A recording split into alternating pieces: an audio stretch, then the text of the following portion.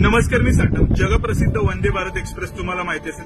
बघा, ह्याच ट्रेनमधनं मला प्रवास करण्याची संधी आली. तर बघा, कणकवली स्टेशनवर ज्या वेळेला उतरलो, हा प्रवास संपला, त्यावेळेला तिथे ना एक फोटो आहे मधु दंडवते, जे कोकण रेल्वेचे शिल्पकार आहेत त्यांचा.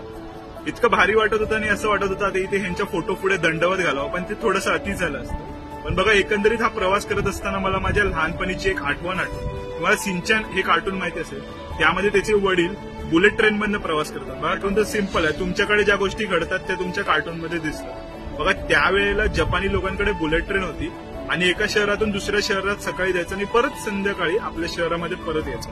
किती भारी ना. मला पण असं वाटायचं की कधी आपण एकदा गावी जाणार सकाळी आणि परत संध्याकाळी मुंबईला येऊ शकतो, अशा प्रकारची गोष्ट अस्तित्वात आलेली आहे. तर बघा, वंदे भारतचा प्रवास एकदम सुपरफाईन होता. त्याबद्दलचा मी रिव्ह्यू पुढच्या व्हिडिओमध्ये शेअर करेन. आणि जाता जाता एकच रिक्वेस्ट करायची मला इंडियन रेल्वेला. पहिला तर थँक्यू. आणि 117, 118 ची मॅजिक तुम्ही दाखवलेली आहे. 130 ची एकदा मॅजिक दाखवा, म्हणजे अजून थोडासा टाइम कमी होईल. बाकी 180 ची जादू तुम्ही दाखवायलाच येणाऱ्या टाइम मध्ये. तोपर्यंत सर्वांनी कनेक्टेड राहा. तुमचा एक्सपिरियन्स कळवायला बिलकुल विसरू नका कमेंट सेक्शन मध्ये. आणि हर हर महादेव.